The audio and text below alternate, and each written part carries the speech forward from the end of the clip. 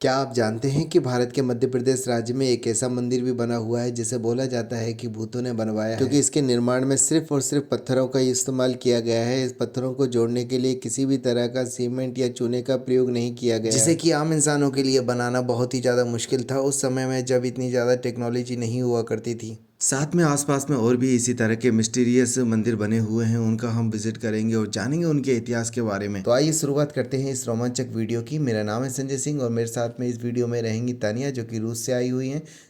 नई शुरुआत, नया ब्लॉग। तो आज हम लोग जा रहे हैं ग्वालियर के पदावली और मतावली। मैं पहले भी वहाँ पे जा चुका हूँ, आपने वीडियोस देख लिए हैं।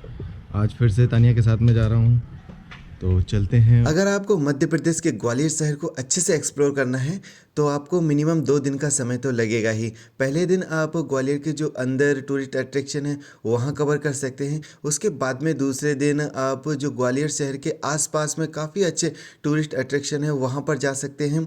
तो वहाँ जाने के लिए आपको पूरा का पूरा 1 दिन लग जाएगा। तो सबसे पहले हम लोग जा रहे हैं शनिचरा मंदिर, जो कि ग्वालियर रेलवे स्टेशन से करीबन 26 किलोमीटर की दूरी पर है। तो वहाँ गए हैं हम लोग शनिदेव महाराज मंदिर, मतावली और पतावली जाते समय बीच में ही ये पड़ता है। तो यहाँ पर आ सकते हैं। शनिवार को और रविवार को बहुत ज़्यादा भीड़ होती है।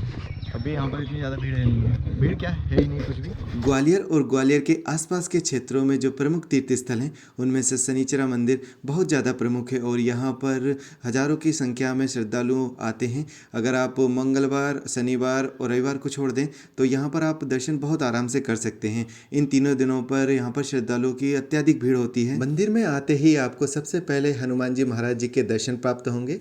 इनके दर्शन करने के बाद में फिर हम शनिदेव महाराज जी के दर्शन करने के लिए जाएंगे। तानिया को भारत देश घुमाते हुए मैं इस बात का विशेष ध्यान रख रहा हूँ कि तानिया को यहाँ के भारत की संस्कृति, भारत के हिंदू धर्म के बारे में ज़्यादा से ज़्यादा पता चल सके। तो आइए अब हम लोग चलते हैं और शनिदेव महाराज जी के दर्शन करते हैं। इस मंदिर के गर्भ गुफा में श्री शनिदेव महाराज की करीबन 2 से 2.5 फीट की प्रतिमा विराजित है। शनिदेव महाराज की प्रतिमा पर श्रद्धालुओं द्वारा लाए हुए तेल का हमेशा श्रृंगार होता रहता है। उनके मूर्ति के ऊपर हमेशा तेल टपकता रहता है। जो श्रद्धालु लाते हैं वो अर्पित करते हैं और ऐसा माना जाता है कि ऐसा करने से उनके जो शनि का दोष है या शनि का जो प्रकोप है वो शांत होता है तेल चढ़ाने से।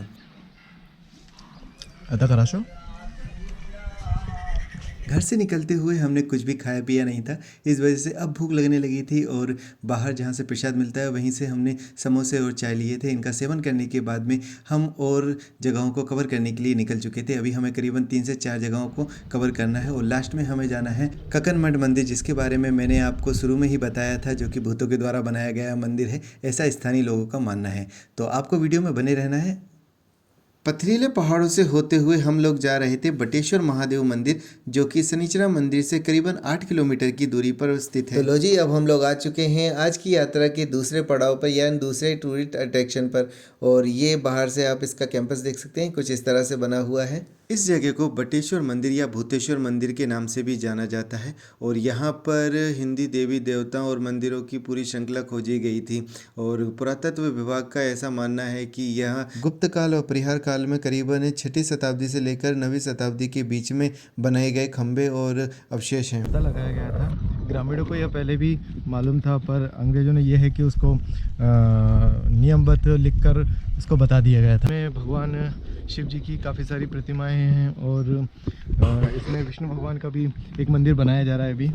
कार्बन डेटिंग द्वारा जो पता चला है वो ये है कि इसको जो बनवाया गया था या इसका जो निर्माण हुआ था वो 6वीं शताब्दी से लेके 9वीं शताब्दी में हुआ था। और आप लोग देख सकते हैं कि किस तरह से यहाँ पर मंदिरों के बिखरे हुए पार्ट डले हुए हैं, जिसमें खंबे भी हैं, कुछ मूर्तियाँ भी हैं और ये सब जमीन से निकली हुई हैं, अंदर से खोदी गई हुई हैं। जो भी यहाँ पर पुरातत्व विभाग को खुदाई में मिल रहा है उन्हीं को जोड़ जोड़कर इस तरह के मंदिरों का निर्माण यहाँ पर किया जा रहा है। अगर आप इस तरह के मंदिर देख रहे हैं तो ये मंदिर एक्चुअली में पहले इस तरह से नहीं थे, इनको जोड़ जोड़ के इस तरह से बनाए गए हैं। यहाँ पर इस तरह की उन्होंने प्रदर्शनी लगाई हुई है, जैसे किस तरह से यहाँ पर खोज हुई थी, किस तरह से उनकी कार्बन डेटिंग द्वारा उम्र का पता लगाया और किस तरह से इसको रीबिल्ड किया जा रहा है, तो वो सब इन फोटोग्राफिक्स में दिखाया गया है। तो ये भी निर्माण कार्य प्रगति पे है, कह सकते हैं।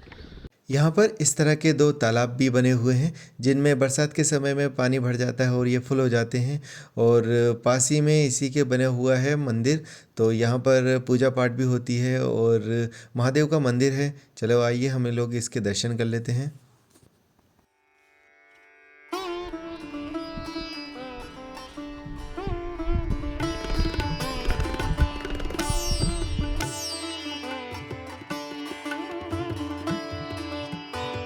हर हर महादेव। तो आप इन खंभों को और मंदिरों के ऊपर जो नक्काशी की गई है उसको देखकर आप अंदाज़ा लगा सकते हैं कि उस समय में जब इतनी ज़्यादा टेक्नोलॉजी नहीं हुआ करती थी, इतनी ज़्यादा मशीनें नहीं हुआ करती थी, सारा काम हाथों से किया जाता था और पत्थर को घिस घिस कर उसे चिकना बनाया जाता था। तो कितनी ज़्यादा मेहनत लगा करती होगी उस समय। तो अब हम लोग यहाँ से जाएंगे पडावली गढ़ी, जो कि ज़्यादा दूर नहीं है, मात्र 1 से 1.5 किलोमीटर की दूरी पर है। तो लो जी, अब हम लोग आ चुके हैं गढ़ी पडावली। इतिहासकारों और पुरातत्व विभाग के पास में इसके हिस्ट्री के बारे में बहुत अधिक जानकारी नहीं है। ऐसा पर माना जाता है कि पहले यह शिवालय हुआ करता था और यहाँ पर शिव जी के साथ में और भी कई भगवानों की मूर्ति हुआ करती थी। एक मंडप था जिसमें से अभी जो मंडप है वह सुरक्षित है। तो अंदर चलते हैं और उस मंडप को देखते हैं। पर अंदर जाने के लिए ये खड़ी सीढ़ियाँ चढ़नी पड़ेंगी, जो थोड़ी सी खतरनाक है क्योंकि स्पेस कम है और एकदम खड़ी। ये है वो प्यारा सा सुंदर सा मंडप और सच में वाकई में इसमें जो नक्काशी की गई, इसमें जो कढ़ाई की गई, इसमें जो तराशा गया है मूर्तियों को बखूबी तरीके से तराशा गया है और बहुत ही बारीक तरीके से तराशा गया है। इसमें हिंदी देवी देवताओं की प्रतिमाएँ बनी हुई हैं, जिसमें ब्रह्मा जी हैं, विष्णु जी हैं, महेश हैं और देवी माताओं की भी इसमें मूर्तियों का तराशा गया है, जिसमें दुर्गा माता मुझे दिख रही हैं और भी कई सारे इसमें देवी देवता बने हुए हैं। बस छोटा सा मंडप है और मानव कि सारे के सारे देवताओं को इसमें विराजित कर दिया गया। अगर आप लोग यहाँ पर आते हैं और इस नक्काशियों को देखते हैं तो आप भी अचंभा करेंगे कि कितनी बारीक तरीके से इसमें नक्काशी की गई। बहुत ही छोटे छोटे मूर्तियों को बनाया गया है और पत्थरों में उभारा गया है और बहुत ही सफाई से इस चीज़ को बनाया गया है। तो वाकई में ये अद्भुत है।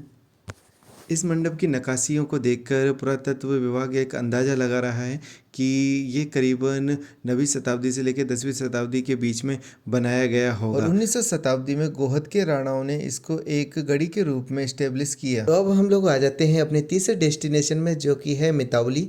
इसे इक्तेश्वर महादेव मंदिर भी बोला जाता है और आ गए हैं मितावली जिसे 64 योगिनी मंदिर भी बोला जाता है और बताया जाता है कि यहाँ पर सिद्धियों की प्राप्ति के लिए मंदिर बनाया गया था। तो तंत्र मंत्र की दृष्टि से देखें तो ये बहुत अहम मंदिर हुआ करता था और इसका जो स्ट्रक्चर है वो कुछ ऐसा है जैसे अपनी पार्लियामेंट ही है दिल्ली में, कुछ उस जैसा इसका स्ट्रक्चर है। तो ऐसा बोला जाता है कि जो पार्लियामेंट को बनाया गया था वो इसी से ही प्रेरित होकर बनाया गया था। संसद बनने वाली बात मात्र एक धारणा है, ऐसा कहीं पर भी साक्ष्य नहीं जिससे यह प्रूफ हो सके कि यह बात सत्य है। और यह स्थान एक पहाड़ी पर मौजूद है जहां पहुंचने के लिए आपको थोड़ी सी मशक्कत करनी पड़ेगी। तानिया को भी बहुत ज़्यादा मशक्कत करनी पड़ी थी। तो इस मंदिर के ऐसे कई नाम हैं। मितावली के नाम से भी जाना जाता है, इक्तेश्वर महादेव के नाम से भी जाना जाता है और 64 योगिनी मंदिर के नाम से भी जाना जाता है। और इस मंदिर के वृत्ताकार में आपको छोटी छोटी कुटियाएं सी दिखाई देंगी, जिसमें किसी में शिवलिंग स्थापित है और किसी में नहीं है। ऐसा माना जाता है कि जब यहाँ पर तंत्र मंत्र की विद्याएं सिखाई जाती थी तब उन स्टूडेंट को यहाँ पर बिठाया जाता था और उनको अध्ययन करवाया जाता था तंत्र मंत्र का। तो यह बेसिकली तंत्र मंत्र विद्या के लिए बहुत ज़्यादा विख्यात था। मंदिर के अगर स्ट्रक्चर की बात की जाए तो इसको बहुत ही मजबूताई से बनाया गया है और इसी वजह से यह अभी तक पूर्ण तरीके से सुरक्षित है। इसमें प्रॉपर सभी चीज़ों का ध्यान रखा गया है। पानी बरसेगा तो पानी बहकर कहाँ जाएगा, ये सब मैंने यहाँ पर देखा था। इसका बिल्कुल ही सटीक उनने इंतजाम किए हुए थे। अगर ऊपर से पूरे गांव को देखते हैं तो बहुत ही अच्छे से पूरा गांव दिखाई देता है, खेत दिखाई देते हैं। अगर आप बरसात के बाद में यहाँ पर आते हैं तो मेरे ख्याल से उस समय जो सब कुछ हरा हरा होगा तो यहाँ का जो व्यू होगा वो बहुत ही आपको अच्छा लगेगा। तो फाइनली अब हम लोग आ चुके हैं आज की यात्रा के अंतिम पड़ाव पर, ककनमठ, जो कि मितावली और पटावली जहाँ पर अभी हम लोग गए थे वहाँ से करीबन 26 से 27 किलोमीटर की दूरी पर है। और यह जो क्षेत्र आता है वो भले ही ग्वालियर के नज़दीक है, पर यह ग्वालियर में नहीं आकर मुरैना क्षेत्र में आता है, यानी कि मुरैना ज़िले में पड़ता है। यहाँ पहुँचने के लिए पब्लिक ट्रांसपोर्ट से आना बहुत ही मुश्किल काम होगा, क्योंकि कोई भी डायरेक्ट पब्लिक ट्रांसपोर्ट ना ही ग्वालियर से और ना ही मुरैना से चलती है। तो इस वजह से आपको प्राइवेट वाहन के द्वारा ही यहाँ पर पहुँचा जा सकता है। अगर आप इस मंदिर को गौर से देखेंगे, इसके स्ट्रक्चर को गौर से देखेंगे, इसकी बनावट को गौर से देखेंगे, तो पाएंगे कि यह किसी हॉरर मूवी के सीन की तरह दिखाई देता है। और यही वजह है कि इसी वजह से यहाँ के जो लोकल ग्रामीण हैं वो मानते हैं कि इसको भूतों के द्वारा बनाया गया है, क्योंकि इसको बनाने में किसी भी तरह का कोई सीमेंट का प्रयोग नहीं किया गया है। किसी तरह का कोई भी चूना या जैसे पहले चला करते थे दाल वगैरह फुलाकर और उसका मिश्रण जो बनाया करते थे उससे सीमेंट का काम किया करते थे, पर वो सब इसमें नहीं किया गया है। यहाँ पर सिर्फ पत्थर के ऊपर पत्थर रखकर ये जो इतनी बड़ी इमारत सी दिख रही है इसको बनाया गया है। तो वाकई में ये अद्भुत कला थी। बट है इसका निर्माण होने की तिथि का सही आकलन नहीं पता है, बट इसमें जो एक खासियत है वो ये है कि इसका जो निर्माण हुआ है वो उसमें किसी भी तरह का कोई सीमेंट का या उसे जोड़ने के लिए किसी भी पदार्थ का उपयोग नहीं किया गया है, जैसे कि प्राचीन समय में चूने का प्रयोग किया जाता था, बट इसमें नहीं किया गया है। पत्थरों के ऊपर पत्थर रखकर इसको बनाया गया है। तो देखने में भी ये बहुत ही ज़्यादा ऐसा लगता है कि अभी गिर जाएगा, बट सालों से ये ऐसे इस स्थिति में टिका हुआ है। आर्कोलॉजी डिपार्टमेंट ऐसा बताता है कि इस मंदिर को 11वीं शताब्दी में बनाया गया था और ये जो मंदिर है वह रानी कंगनावती से प्रेरित है, इसीलिए इसका नाम कगनमठ रखा गया था। और उस समय के जो राजा थे कीर्तिराज और कश्यघात, उनके शासनकाल में इसको बनवाया गया था। तो मंदिर के अंदर आते ही आपको एक गर्भ गुफा भी मिलेगी, जिसमें पहले पूजा पाठ किया करते होंगे। और यहाँ पर अभी स्थानीय लोगों ने शिवलिंग की स्थापना कर दी है। मैं करीबन 2.5 साल पहले यहाँ पर आया था, तब यहाँ पर शिवलिंग नहीं हुआ करती थी। गर्भ गुफा के बाहर ही आप देखेंगे कि यहाँ पर जो बड़े बड़े पिलर बने हुए हैं उनके ऊपर जो नक्काशी की गई है, उन पर जो डिज़ाइन बनाई गई वो सच में बिल्कुल ही अद्भुत है और बहुत ही बारीक तरीके से बनाई गई है। अद्भुत दृश्य यहाँ पर देखने को मिलता है। यहाँ पर साथ में कुछ मूर्तियाँ भी निकली हैं जो कि दीवारों को आप देख सकते हैं कि लगी हुई हैं और इन पे भी बहुत ही बारीक तरीके से नक्काशियाँ की गई हैं। आर्कियोलॉजी डिपार्टमेंट ने यहाँ पर नंबर डाल रखे हैं ताकि कोई भी मूर्ति यहाँ से गुम ना हो सके। शाम हो चुकी है, सनसेट का जो नज़ारा है वो यहाँ से देखने में अद्भुत लग रहा है। तो आज के वीडियो का समाप्त होने का टाइम भी आ चुका है और कल हम ग्वालियर शहर के ही और दूसरे टूरिस्ट अट्रैक्शनों पर जाएंगे। तो आपसे निवेदन है कि अगर आपको वीडियो अच्छा लगा है तो लाइक तो ज़रूर कीजिएगा और अभी तक सब्सक्राइब नहीं किया तो सब्सक्राइब जरूर कर लीजिएगा। आपने अपना कीमती समय देकर इस वीडियो को देखा, इसके लिए आपका बहुत बहुत धन्यवाद।